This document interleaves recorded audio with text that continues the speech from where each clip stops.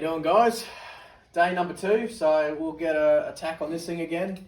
You know, done a few stuff since we last seen yous. We've just put the tap cover on so we can flip the motor upside down and put the sump on it. But today you'll see us put the clutch on. We've got to take the clutch off of that motor.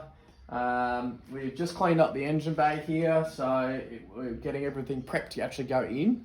So yeah, we'll see how we go today, and we'll hopefully get this thing running by the afternoon.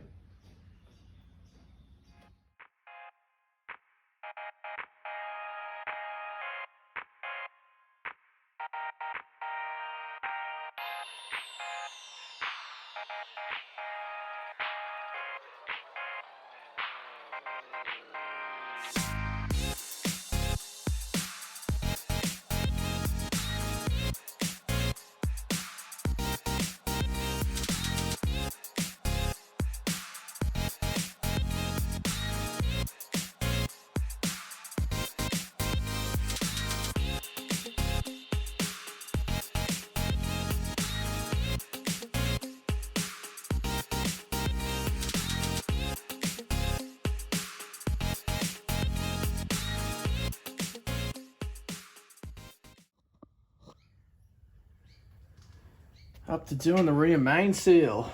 So this is a little trick that we usually do, obviously, because the rear main seal you can't get from the back side. So what Robbie's going to do is you get a self-tap and screw, and just try and see if we can grab a hold of it.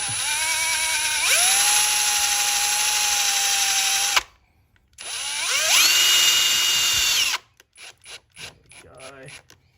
So what that's doing is we're grabbing the metal side of that rear main seal, and as we can check here, there's your metal side, and there's actually plenty of guts to the rubber, so it's just going straight into the metal. You're not going to nick on the outside. And so one on each side, and all we're going to do is pretty much lever off both sides and try and get it to come out.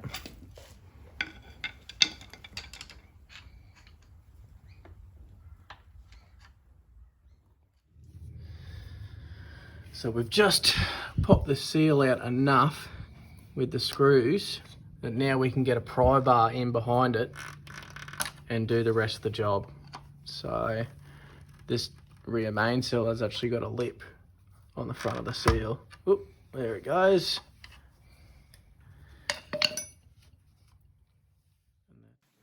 Just a quick tip here, guys. So Rob's about to put the rear main seal in.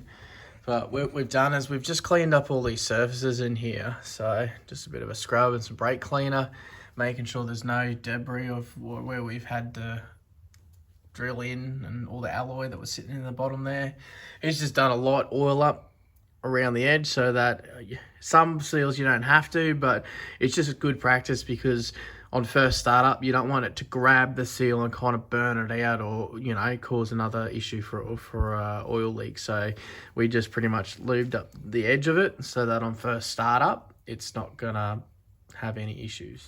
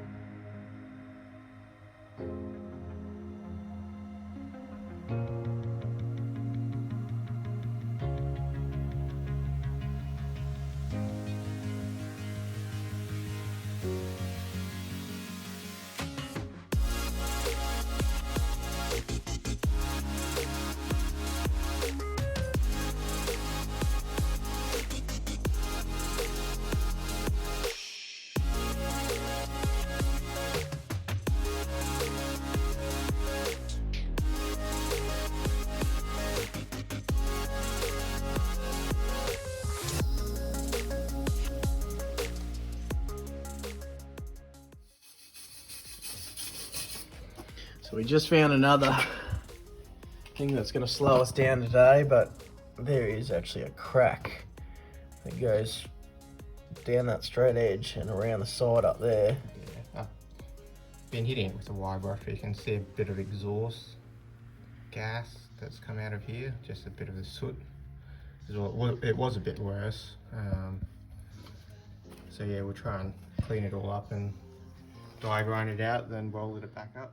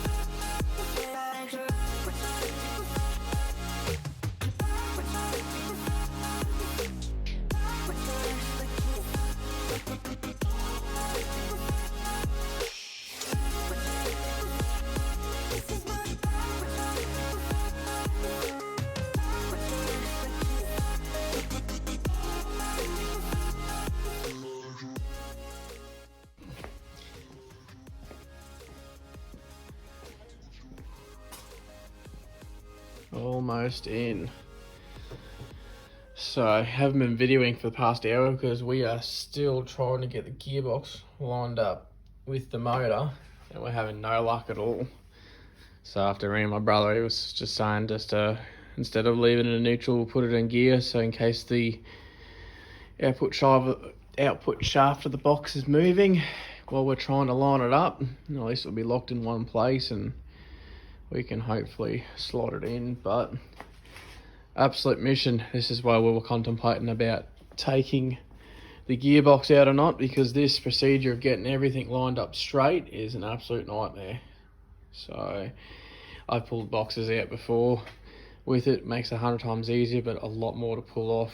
So I'm gonna try and line it up, and once we do, you'll see us back on again.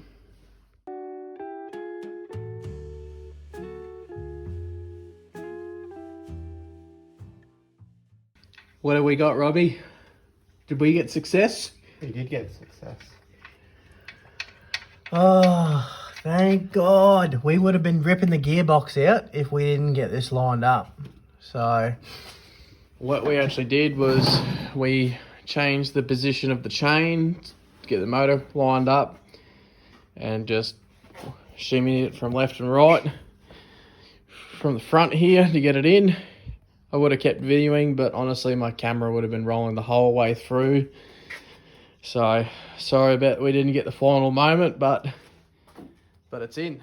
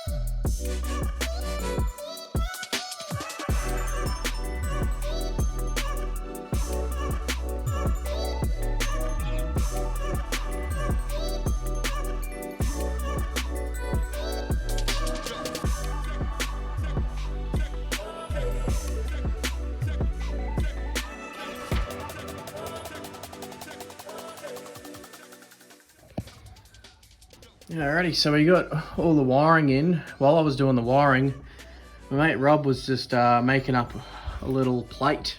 So on the last head that we had on the previous motor, this casting on this head, this hole here was all one piece. It's not an opening. So on some models, there is usually a mechanical fuel pump that comes off the side of these. So I'll just show you here what Robbie's made up for me, because this is what our front of our head looks like. Just made up a little steel blanking plate for it. Just made a little small gasket and stuff for it as well. It's not perfect, but At least it'll cover it and you won't get oil splashing everywhere. Little mod that we've used until we can get a Welsh plug for the Dizzy. Yep, that's a 50-cent coin.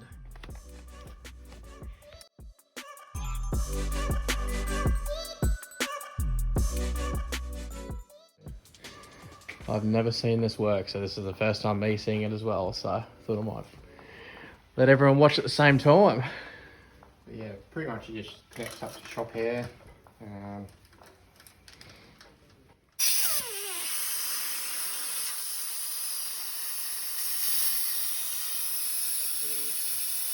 Pulling vacuum.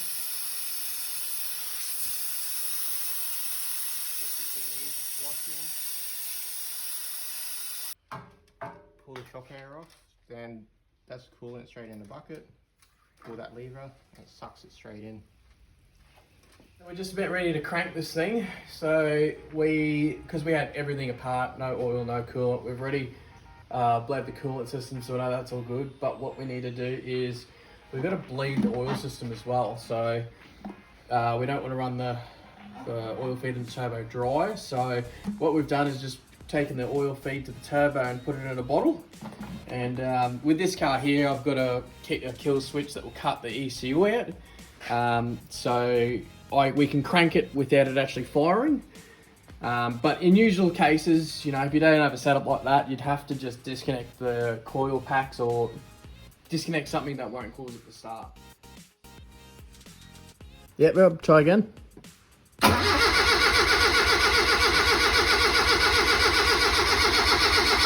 Yep. Alrighty, there's our oil.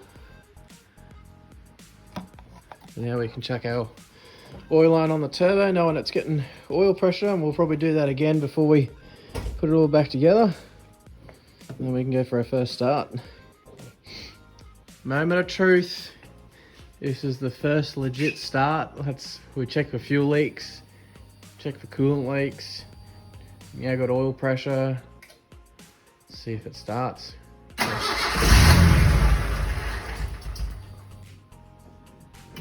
It's got no cold start on the ECU.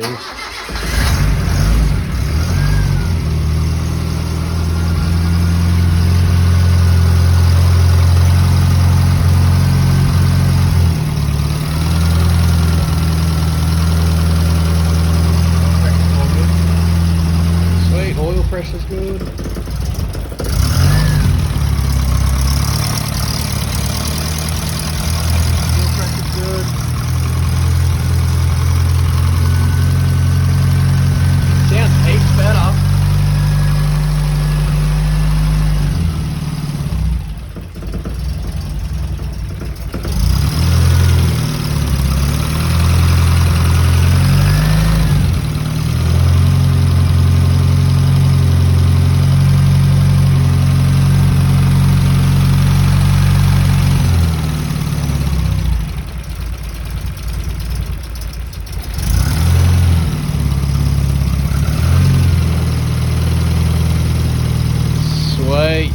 Car is running, everything's looking pretty good so far.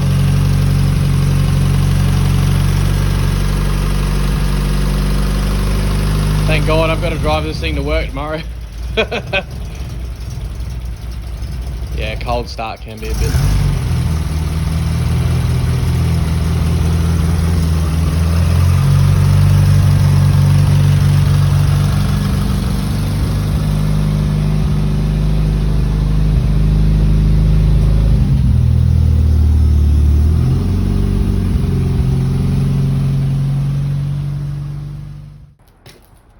Here she is, all ready to go. So we ran into some daylight last night, so we just thought we might get some fresh pictures in the afternoon. We just had to head off to work. I just had to adjust the blow-off valve. Wasn't really boosting the best last night, so I'll take you guys for a drive and show you how she runs now with a new motor.